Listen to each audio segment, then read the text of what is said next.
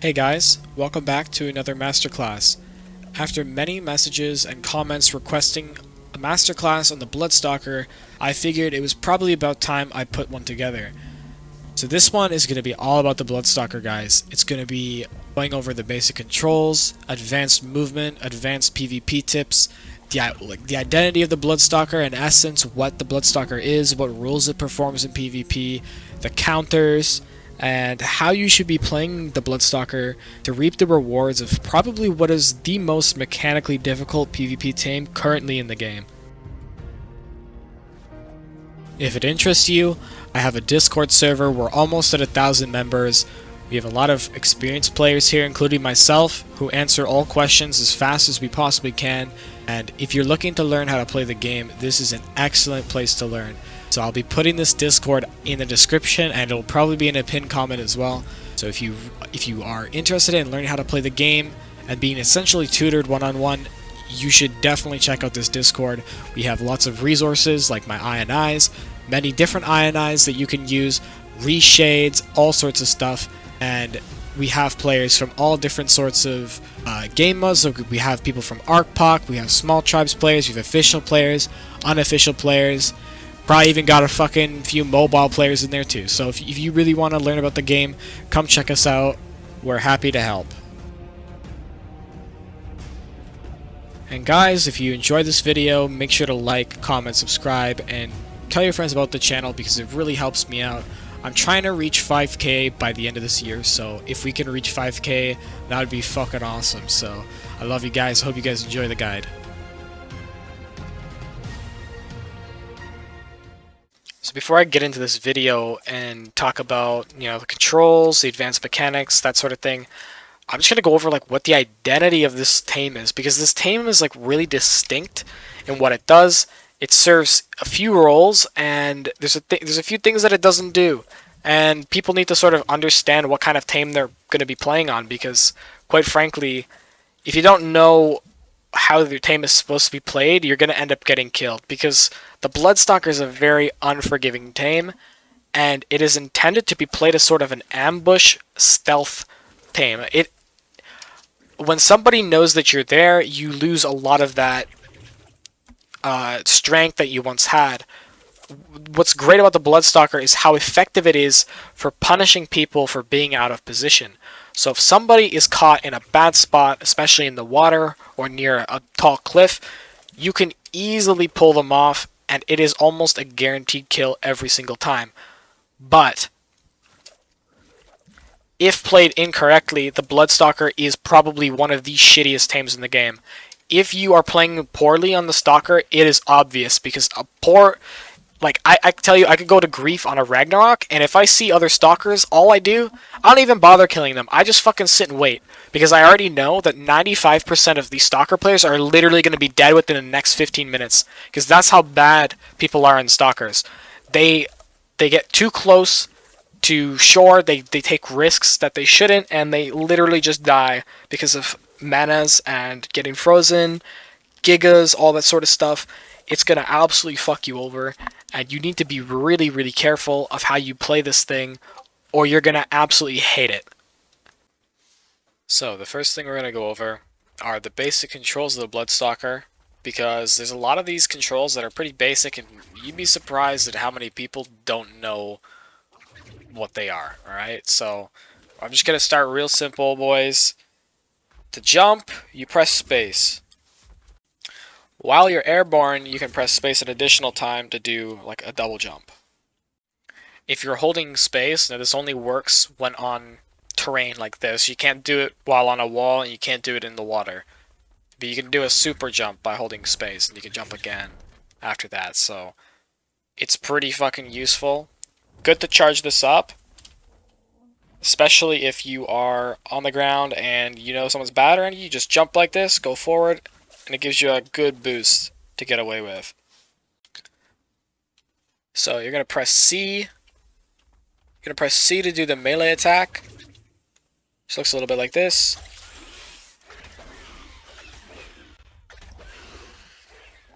You can press mouse button 1 to spin a web at a piece of terrain. You can also use it to spin a web at any creature So if it's highlighted in red, that means it can be picked up by the stalker. If you use right mouse button instead of left mouse button, you'll shoot 2 webs. You can't grab anybody with this, but it's good for shooting webs between 2 objects at the same time to sort of slingshot yourself between them. So here's some of the basics that people really don't know. And so here you can see I'm hanging from I'm hanging from this tree, and if I want to go down, I can hold C to do that. So I can go down with C, and if you want to go up, all you gotta do is hold mouse button 1 and look at the direction that your web is. Well, that goes up pretty slow. Alternative is doing this and holding shift, which brings it up much faster. Here's another thing people for some reason have not figured out yet, and that is when you are approaching a surface from the air only, hold space. That sticks you to it. So a lot of people think that you use control to break a web, but that's not true. It's X to break a web. So if I'm swinging, I press X, the web breaks. Yes, control technically breaks the web too, but what you're really doing is just parachuting, right? So if we try this on a creature like here, right? I grab this pego, and I press X, I let him go. So now for when you're in the water, you'll probably be on top like this, and if you want to sink beneath the water, you press X, and you can press X again to go back up. I also want to mention, when you're under the water and you're trying to go down, don't do this. Don't just look down. Because watch, if I start looking down to descend, it starts to slow down. But if I do something like this, like holding C, right? Holding C and moving forward, it is a lot faster. If I let go C, a little bit slower, hold C, it's much, much faster. And also, if you press X, you'll start to return to the surface, but it's very slow. If you hold Shift and W when going up, you will ascend much faster. So keep that in mind. There's a huge difference between something like this and then doing something like this. It's quite fast. So when on land and you equip a weapon, your stalker will go into this sort of turret mode like this. And it elevates you. You can walk, but it's very slow. You can't walk any faster than this. So what I recommend is if you're going to use like a weapon like that, get on a tree or like a wall first, so where you're not restricted by that, and then you can do it. Or you can jump on water like this, and then use your weapon like this. Right? This is much, much better. You can also equip the weapons midair, right, like this, right, and jump around. Unequip the weapon, swing again. I don't know, do some crazy like drive-by shit like this, dude. But, I mean, you're probably not going to do that, but you can do it midair too, which is useful because, I don't know, you could have like grapples or a compo, shoot something from above, that's pretty useful, fab sniper from above, stuff like that. Another thing to mention is that when the stalker reaches around below, I think it's about 30% HP, it loses the ability to, or it starts killing you, basically. And you do not want that, for obvious reasons. This damage that it starts to deal is going to be based off of the melee damage of your stalker. So the more melee that your stalker has, the harder it's going to punish you for taking all that damage. Another thing is, it heals more off of whatever it's eating based off of its melee. So if I go down here and I grab, let's say I grab this Dodicarus, this is a perfect example, I'll heal more off of it, right? Because of the damage. And as soon as it goes in its shell, I won't heal as much because it's going to get armor. So that's sort of how that works. It's based off of how much damage you're dealing to the creature that you're like sucking from, essentially. Another thing worth mentioning is that if you grab something and you pull it up, right? I'm pulling it up, but I've stopped. You know, you don't have to keep pulling, and this creature will hang there. You can also hold C to lower them down. The same way it works with a grapple. It's the exact same. You hold C, well, you don't hold C with a grapple, but it's the same sort of idea. And, you know, you can sort of like throw them around, have fun with it. I don't know. It's useful in certain situations where you don't want to pull someone in all the way. You can sort of just leave something to hang there, right? Because, like, let's say there's a guy on a Giga, right? you're in like a fob, and there's a dude on a Giga, and you manage to pull him off, and you just have him. Would you rather pull him in all the way and then get Z'd off the tree, which could happen, unlikely but could happen, or would you rather just pull him off his Giga and just hang him from the tree, impossible to get Z'd, and he's vulnerable to your teammates because you're hanging him down so low that anybody could kill him, rather than pulling him all the way up to the tree where nobody else can help, and if you get Z'd while you're falling, straight into the fucking Giga, and that's not what you want. Now we're going to go over the advanced movement mechanics for the Bloodstalker. So some things you wouldn't figure out that are not normally possible unless you experiment. So the first thing is this. This is insane. The speed at which you move while doing this is pretty crazy. And the only reason why I'm fucking it up is because it's actually, for some reason, this is harder to do on single player. If the ping on normal servers, even if it's like really low, it actually makes a huge difference when doing this. It's really buggy to do it on single player, but essentially what you're doing is you are, while in the air, or you have to be in the air first. So you want to jump, so that would be, so you just jump, and then you click on the surface, and then you click on another surface, and all I'm doing is I'm holding down click. That's it. I jump, I press X, I click again. I jump, press X, click again. And I'm holding mouse button the whole time, and I'm swinging really fast. Jump, press mouse button, hold click, jump, X, mouse button. So here's a little example of this in action. Now I'm being chased by about like 4 or 5 dudes here. It's ridiculous. So I'm being chased by a squid, I'm being chased by 2 wyverns and 2 manas. Basically they have all of the tools that they could possibly have to catch me. They literally have every counter to the Bloodstalker chasing me right now, and I will show you I use this fucking ability to escape these guys, and it is really powerful, and people don't know how to do it. People just don't know how to do this stuff. So I'm gonna just let you guys watch the rest of this, and you guys can see. I'm not gonna talk for any more of this.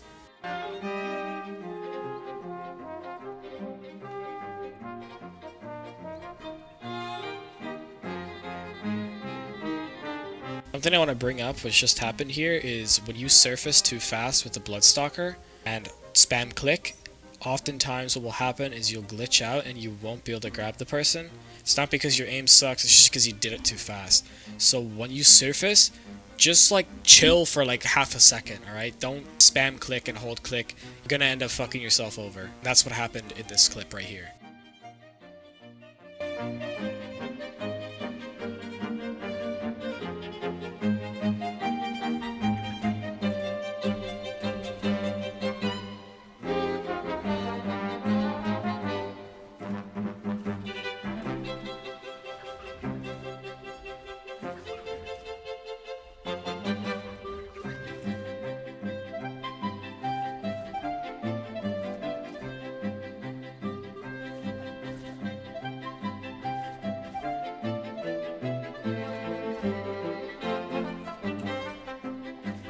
There's another thing I want to address, and this is like, I don't know why, it's like a really common thing for, like, I guess sort of beginner Bloodstalker players to do, even experienced ones are doing this shit all the time.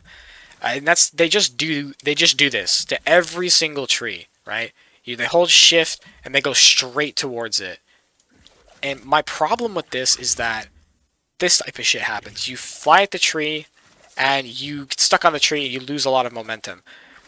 Given, if you're used to playing like that, you probably have gotten around it, but I want to say doing this all the time is a really bad habit for starting out. If you're starting out doing this the whole fucking time, you're going to run into trouble, because I have seen so many Bloodstalker players flying around like this, fucking jumping around, they don't know what the fuck they're doing, they're getting stuck on everything, get stuck on like 5 rocks, teleport across the map, they don't know what the hell's going on, they're getting chased and they're just panicking, pressing right click on everything, and when it comes to the redwoods, it doesn't matter. That's easy. Anybody can get around the redwoods. But when it comes to something that's like trickier terrain, like I don't know, like right here, if all you do is right click and hold it, you sort of lose a lot of the control that you once had. Whereas if you just hold down click and you move around you get a lot more control. Like, look, I can decide, maybe I don't want to jump. I can swing all the way around the tree, go the other direction. And given you can do this with 2 webs too. You can do this with 2 webs. It's just that it's much more difficult because of the way that the like second web would target. So, use that first web because that shit's really helpful. You can circle around a tree, pick a new direction to go. You can really get much more control. And when it comes to places like this, you could come around, swing under it, and then go up. I started to mess that up, but here, let me try that again. So you go underneath, you can do stuff like this, and swing underneath it, and come up the other side. Putting 2 webs is going to be faster, but 1 web is going to give you more control, and once you reach this point, like this, at this speed right now, I'm going as fast as possible. I can't get any faster than this. There's no point of using 2 webs anymore. You're really not gaining any extra speed, and all you're doing is sacrificing a lot of the control that you once had, and you're basically accomplishing nothing. And all you're doing is risking losing extra speed. And second web is really great for getting a super fast acceleration off of the ground. So if I'm down here, right, and I wanna go up this tree, 2 webs, I go up like that. It's pretty fast. Not super fast, but it's pretty fast. And if I do it with 1 web, it's about the same speed, but it's slightly faster with 2 webs. It's just like, it's not a huge deal. I say if you really need to gain speed fast and you need to go between 2 things, you can fling yourself to hit that maximum speed that I'm flying at right now, where you can't go faster. Like, you really can't go any faster than this. Every jump might accelerate you a little bit more. So if you're trying to go super fast, jump a lot. But as far as speed goes, the Bloodstalker sort of caps out at this speed right now, and using the right-click attack or the right-click web isn't always like that good because you're gonna end up pulling yourself straight towards the tree most of the time, and if you want to swing around something, it's gonna be much more difficult. And I just see people getting stuck on like literally every piece of terrain because they're doing shit like this and flinging themselves in directions they don't want to be and throwing themselves into the ground. Like, they jump up and they get stuck on shit like this and they're just trying to climb up, but they're like, a web comes out and it's like, oh shit, right? Instead of like clicking on something like this, right? You want to click, let's see, we're kind of getting like an angle, right? Like, maybe I want to click somewhere here, right? If I click a normal web, it's going to go over there. But if I click 2 webs, I'm fucked, right? I'm not going all the way over here. I'm going to get stuck. So that's just my point. You use 1 web and use the double web sort of sparingly. You don't have to be using that every single time you swing, because it loses a lot of your control unless you're a very experienced player with the Bloodstalker and you know how to use it properly. So another really important thing is gliding with the parachute. So if we look at the Bloodstalker, right, and let's find somewhere that I want to go. So you see that island over there? That's really fucking far away.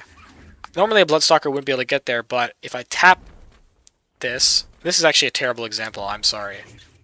Actually, no, I guess it works, but what I'm mainly trying to show is the amount of distance you can preserve by tapping parachute rather than just holding it down and then jumping across terrain. So if I get a massive amount of speed, right, so if I hit my max speed right here, I'm going to try and go across to that island, and you're going to see how far I can get by just tapping control, right? Tap, tap, tap, tap, and look how much distance I preserve. You can even do a little jump at the end to get a little bit of extra speed.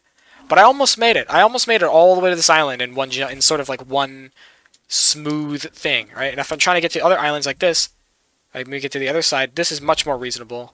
You can get there pretty easily without having to touch the ground. And normally, a lot of players don't know how to do this stuff. They're just gonna fling themselves at something they're trying to go to, and if they don't reach it, then they're just gonna fall in the water. They're just gonna like hold parachute. Like, here, let's say I want to get to there, right? I can't get across there in a normal jump. I'm just holding control, and then they're just doing this. And it's like really slow, and you're just not getting anywhere from that. There's also certain situations where there is like, okay, let's pretend there's like two big elevated areas, and in between it is complete flat ground, and there's nowhere for you to grab onto. If you're in a PvP scenario and you're trying to get across, you gotta make sure that you preserve that amount of momentum that you had and get as much distance as you can, so you can make it across that gap without having to like, come like this would be a bad area to be. Like this zone right here is not that great. There's really not much to grab onto, but if I sort of tap my parachute, I can get the distance to make it to this, which I wouldn't normally have been able to do. And that's a really important skill to master. Also, bonus tip, you can grab onto fucking drops. I know it's crazy. Look at this shit. You can grab onto drops. Hell yeah.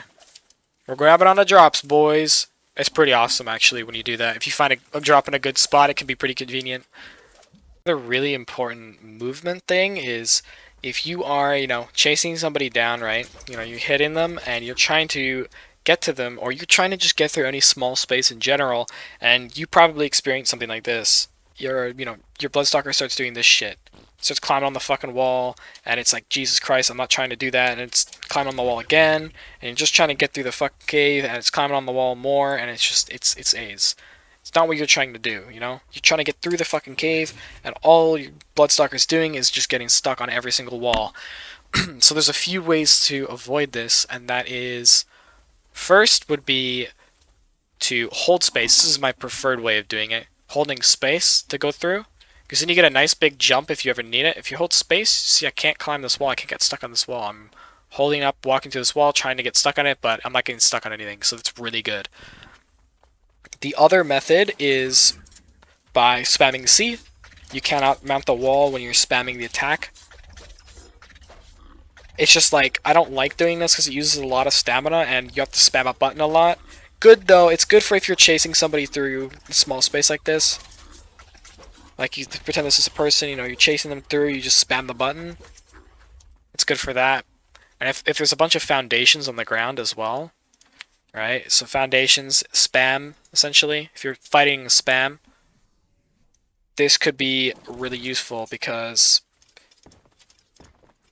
spam could be pretty annoying to fight in when you're on a Bloodstalker because you're going to get stuck on like everything. So this is just an example right here. Try to run over this and watch what happens. This shit. I literally can't move. I'm like holding W. That's awful. You don't want that. You hold space going over this and you're perfectly good. You're in the clear. It's not going to happen anymore. So now we're moving on to the advanced combat tips. So the Bloodstalker is unique in that you can build it mainly two ways. There's really only two ways to build a Bloodstalker, and it's either you go all health or majority in melee. A little bit of health because obviously you need some, but most of it going into melee. And some of these stalkers can reach up to like 2,500 melee, though they'd have much less health. The ones that I like to use are like about almost 1,900 melee with about 35,000 health, which is a good amount to survive a lot of manas, and you deal a lot of fucking damage. You are basically two-tapping people, sometimes more depending on their health, and it's kind of gross. But that doesn't mean that the Bloodstalker is without counters, because the Bloodstalker can be Z'd. But as we all know, only a creature can only be Z'd from the front, and what's interesting about the Bloodstalker is you can walk up to something, and you can hit it from behind. So if you can't go very fast while walking backwards, but if you approaching somebody, right? So if I pretend this Moshops is a person, or if I'm approaching them, I can turn around preemptively and use that as a way to kill them. And I can just make sure I'm turning the opposite way, and that will help shield me from Z. And I can still get Z'd. They could toss a Z sort of like under here, and it would kind of like it would sort of like count as the front, and that would Z the Bloodstalker, but your chances of getting Z'd are far slimmer. So another thing for doing things like attacking in the water, first off, third person is deceiving. It's pretty deceiving to see if you're actually within range, but if you are in first person, it's really easy to hit your target because you know exactly where you're looking. Because the attack is based off of where the stalker's facing in the water. So if I go up to something and I'm like, oh, like why am I not hitting? Like go up to this manton, I'm like, why am I not hitting it? it looks like my foot's hitting it, but I'm not. But if I look right at it, right, I'm looking at the things that are attacking me, it's much easier to hit them. It can be really deceiving, the distance that you are from something when you're on the stalker in the water, especially if you have a really high FOV. I just play on like the default max FOV, but some people can take it up much higher than that, and you're gonna have an even harder time doing this as well. And here's another thing. So if you're in the water and somebody is trying to Z you, right? Keep in mind that they can Z the ground here, but you want to try and pull somebody out into the water. So here's I can't really show this example on dinos because of the way that they get pulled in. But what you would essentially be doing is grabbing something, right? You grab something and you pull it in, and a player would be pulled in much faster. And see how it's thrown behind me? So see how it's sort of like tossed it behind me? That's what it'll do with a player. And then you're just going to release them, and it's sort of going to fling them out in the water into deeper water where you can go under and do stuff like this and just hit them. Should be able to grab one. Okay, maybe not. Maybe the game sucks. This is the whole point. We're going to toss them. Oh shit! Oh fuck! Get the Baryonyx to aggro on him. Get it to aggro on him. Pick this guy off. Right to the Baryonyx. This owl stunned. One guy left.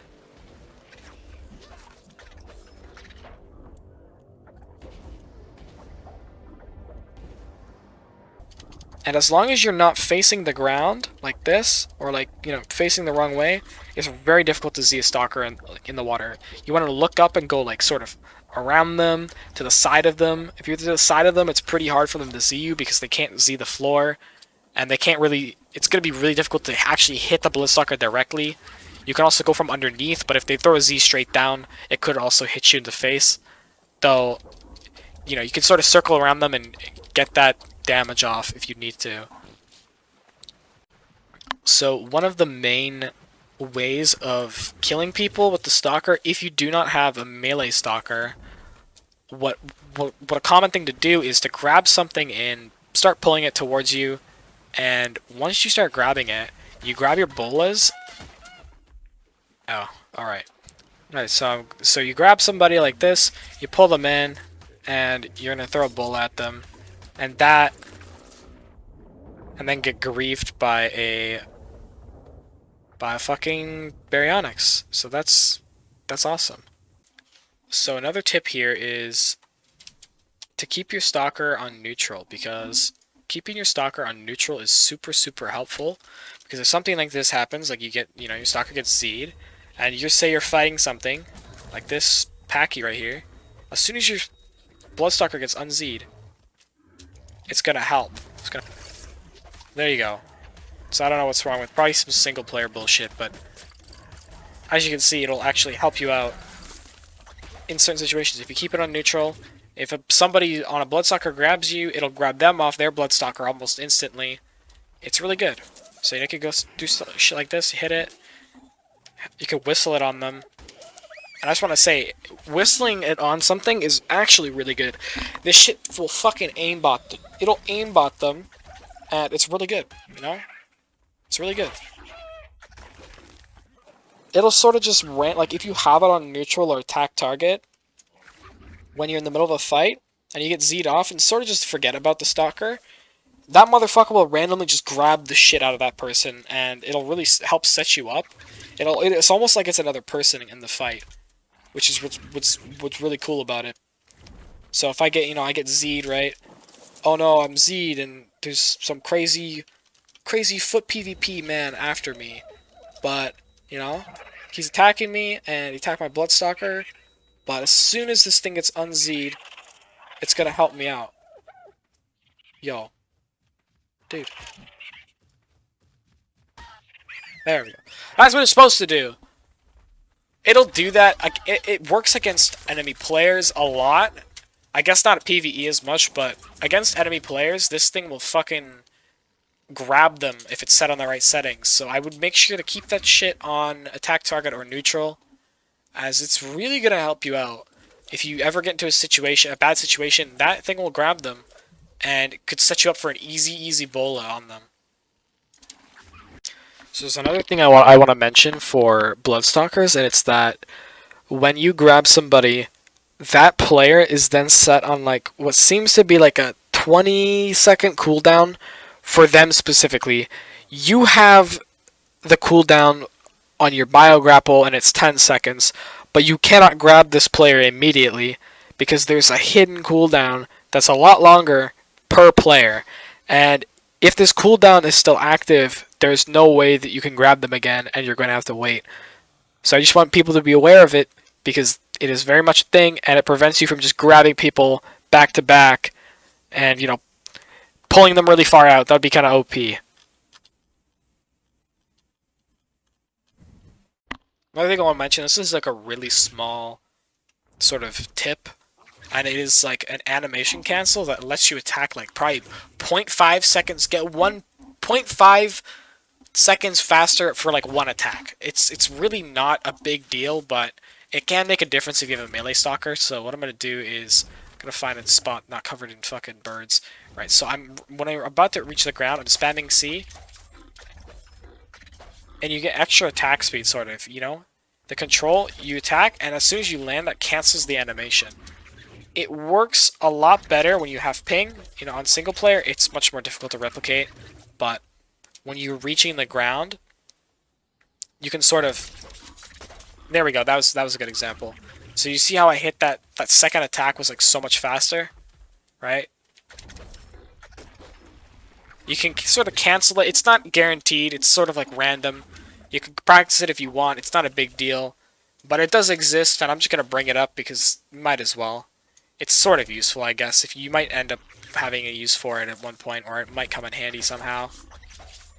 The extra speed is nice. So this is like default attack. This is as fast as you can attack, but if you do something like this... See, it was a little bit faster. Just a little bit. Not by much, but enough to matter in some cases. Another thing to bring up with stalkers is you don't always have to pull somebody in all the way, right? Like if you see a guy and he knows you're grabbing him, right? He's well prepared. He's gonna try and Z you, and you know that.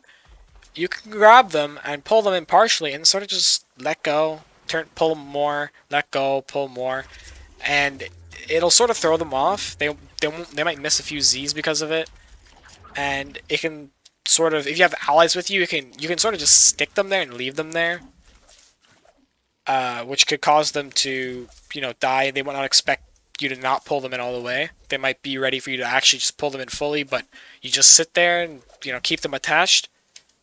There's a lot of things you can do. You can get a lot of control with the Bloodstalker over people, which is one of my favorite things about it, and why I like using it so much, is it's really interesting and really fun to sort of, manipulate the fights like really well.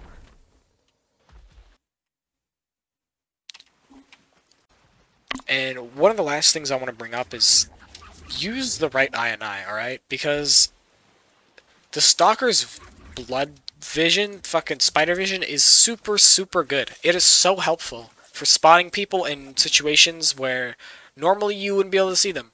It is surprisingly hard to see somebody from this high up.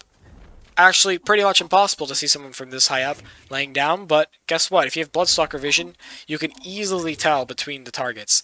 And I'm not kidding, there's a pretty big difference between players who run it and players who don't. I can quite obviously tell when someone isn't running Bloodstalker vision and has a super hard INI. I can tell, because they're just not playing as good as they would without it. Or, yeah, with the proper INI. It's also very helpful for knowing when you're in range. Aside from the indicator popping up, the fact that when somebody turns red, it's a good indicator that they're in range. Well, it's guaranteed means they're in range. And that means you can make quick reactions and pull people in at the exact time that you need it, which is exactly what you want to be doing. You don't want to have to go up and be like, okay, I think I'm in range of this. And you go in and you're like, oh, that's in range. And you start clicking, you're like, what the fuck? And you end up flinging yourself at, I don't know, a Giga or a Mana on the beach and die because of it. I've seen it happen, and it would have been avoided if they just used the right INI. So as for combat tips with this thing, if you are either a melee or HP stalker, it doesn't matter. You need to play around walls, ceilings, trees, fucking water. Those are the only things that you should ever be going near. If there's an open field, count yourself out because that is a fucking risky place to be for a Bloodstalker. The only thing that makes it risky is manas, because they can straight up kill you 100 to 0 if they see you, for most stalkers. But another thing is that if you are on a wall, for example, I can spam click left mouse button without having, without getting without grappling the ground. Whereas normally, if you're on the ground and you try to grab something, right, but you miss, you're going to just start grabbing the floor, and it's not very good. But if you're on the side of a wall, I can spam click, and boom, I got him instantly. You can react really fast, and it's super good. Similar thing in water, though you can't spam click as much. If you're out in the middle of the ocean, you can spam click, but if you're near land, which you probably are, you can't spam click, but you do have an easier time locking on because there's only one target, sort of. You're heading towards your target. You can't hit anything else. Those are the two places you want to be and prioritize attacking people from, because you're going to have much, much, much more success if you do it like that. So another one of the counters, so one of the main counters to Bloodstalkers is wyverns. Not crystal wyverns, just normal wyverns. Because if you're on the water like this, right, so let's say you're in a fight, and, you grab somebody, and some sneaky motherfucker comes up behind you on a wyvern, and just grabs you like this. You are kind of fucked, because your Bloodstalker is gone, and you're gonna get taken real far away, and you're never seeing that shit again. So this is why the Bloodstalker gets countered by the wyvern. This is the main reason. Also, another side thing is that fire wyverns, if they ignite the Bloodstalker, if they light it on fire... Actually, you can sort of simulate this. Give me a sec. I'll just light it on fire. So if the Bloodstalker is lit on fire... It can't spin... Oh. I guess it doesn't work with fucking flamethrower fire, but with normal fire from a wyvern, it actually prevents the Bloodstalker from spinning a web during the whole duration of the flames. And every time you spin a web, it gets cut pretty much instantly. So that could be pretty scary if you're in a bad spot and you get flamed by a fire wyvern. This guy is a massive idiot. Small brain motherfucker. See, he's flying around us, trying to pick us. But why? Why is he doing this? Because no matter what, he will lose. He's never going to pick me. It's not going to happen. It just won't happen. He will never pick me. The only possibility is that I pick him and he dies. And I just kill his wyvern. It was super, super easy. Another one of the main counters to the Bloodstalker is actually other Bloodstalkers, and it's not really as much of like a hard counter as it is more of like, sort of like a cock block, I guess you'd say. If you're in the water on a Bloodstalker alone on a server, and it's just you're the only Bloodstalker, you have a huge advantage. You can deny so much territory. But the problem with when there becomes enemy Bloodstalkers is that you can grab somebody and then you get grabbed by their Bloodstalker, and that's like, ooh, it's not exactly an ideal situation to be in. And my problem with 1v1ing on Bloodstalkers is it's kinda RNG. Like, it's RNG whether or not this person has a super high melee stalker. It's RNG whether or not they'll grab you in the first place, because if grabbing somebody on another Bloodstalker is mostly just a game of spamming click or holding down left click until you grab them, and unless the other person does something like jump or do something stupid, then the fight is completely RNG. And even if you grab them, their neutral Bloodstalker could grab you then, and you could get unlucky. Even though you grab them first, their Bloodstalker, maybe it's fucking full melee, and it grabs you, and you get unlucky, and you can't break out, and you die. That's my issue with 1v1ing on Bloodstalkers. It's so luck-based that it's not even worth engaging in another Bloodstalker fight, in my opinion. Just because of the fact that you don't know what stats their Bloodstalker has, you don't know if they're going to be able to grab you first, you don't know what's going to happen, basically. One thing you can try to sort of mitigate this is by taking a Microraptor with you, using a Microraptor to sort of try and make sure that the other player can get stunned off of their mount. If they grab you, you can throw the Microraptor and it might stun them off. And that's super, super nice because the stun is so good. And it has a really easy time stunning people, which is exactly what you want. It has a super easy time stunning Bloodstalkers because of how low to the ground that they are. Another thing you can try is to use water mines. Water mines do a fuckload of damage, but they're kind of slow. Though, if you do end up putting a water mine near yourself, make sure that that person doesn't come near you with the water mine following them and then blow you up as well. They might not even realize. And you're going to make sure that you sort of bait them into it, and it'll home in on them, hopefully, and blow them up. That's another way to get rid of them. But when it comes down to like 1v1ing on Bloodstalkers, I'm just not a fan. The whole randomness, like the RNG, like every aspect of it is completely random, which is why I hate it so much.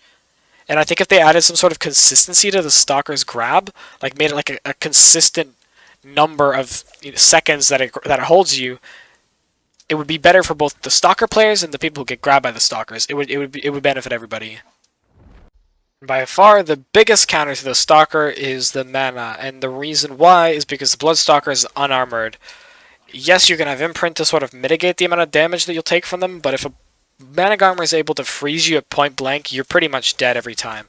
You can jump off and try and Z, but if the rider's competent, he won't let you, and typically you're dead. Like, you just don't want to be in that scenario. And the thing is, he doesn't really have to fully kill you to fuck you over. He only has to get you below, what is it, like 30% health before you start getting killed by your own Stalker. And at that point, you could be in a bad scenario depending on the stats of your Stalker and depending on where you are on the map. So, manas are a no-go, but there are some ways to bait them, and I'm going to show a little clip of me doing this.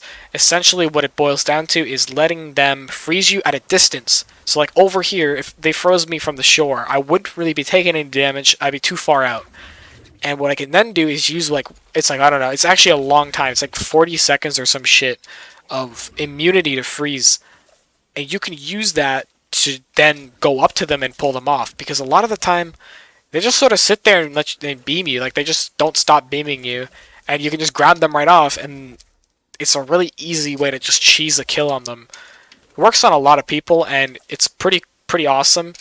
You can get frozen and sort of like play a little bit more ballsy, kind of go on land because you're not going to get frozen. Just make sure you keep an eye on that timer because you might get fucked if it runs out and you get frozen on land. That would definitely suck. Clip, because this is a perfectly planned fight. Here, I am wanting to get frozen. I am going to pop up and make myself known. I want him to freeze me. So I'm going to like try and get him to come out to the side. And what he's going to do, he's going to do what every mana will do, and he's going to try and freeze me, and he does freeze me. But here's the thing. I'm not right up against him. He's really not doing any damage. He's not going to get me below the threshold where it starts eating me. And I know this. So I'm sitting here waiting. As soon as I unfreeze, I'm surfacing, and I pick him off immediately. He's actually in a tech suit, and I pull him in, and, he's trying to jump, he's panicking, pull him all the way in, and he's just fucking dead. Super easy because he got carried away, thought he could just freeze me like that, and got a bunch of shit off of it. There are also some water creatures that can situationally, I guess, like, cuck you out of fucking playing the game, basically. So, if in fights that are near water, if there's something like a squid or a baryonyx, you're pretty much fucked. Like, there's no way you're going to be able to do anything in the water. They're probably not going to be able to kill you, but you're probably not going to be able to kill them either. If their shit's on neutral, or they whistle it, and you pick them, I think what's going to end up happening is you are going to be the one that gets fucked in the end, because Stalkers can't get stunned by a baryonyx, but the player can be, and a Tuso can grab an entire Bloodstalker. So if you get grabbed, you are fucked, and if you get stunned, you are also fucked. Just to keep in mind, Tusos are faster than you in water by a very small amount, but they will catch up to you. So if you think you can just swim away from one, that's not true. You're going to have to eventually go on land at some point. So it can be pretty scary if you're in a bad spot in the water, or you're cornered in like a bay or something, and there's nowhere to like...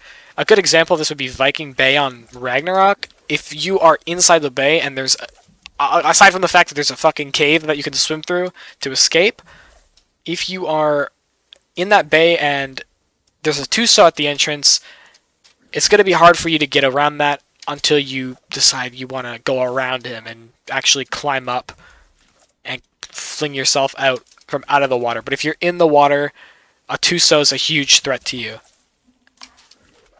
So basically TLDR is sit on a fucking wall because you're a spider. Spiders go on walls. Makes sense? Jokes aside, if you guys liked the video, make sure to share with your friends. Make sure to subscribe. We're trying to hit 5K by the end of this year. So I hope you guys enjoyed everything, and let me know what you want to see in the comments, and I'll see if I can make a video on it next time.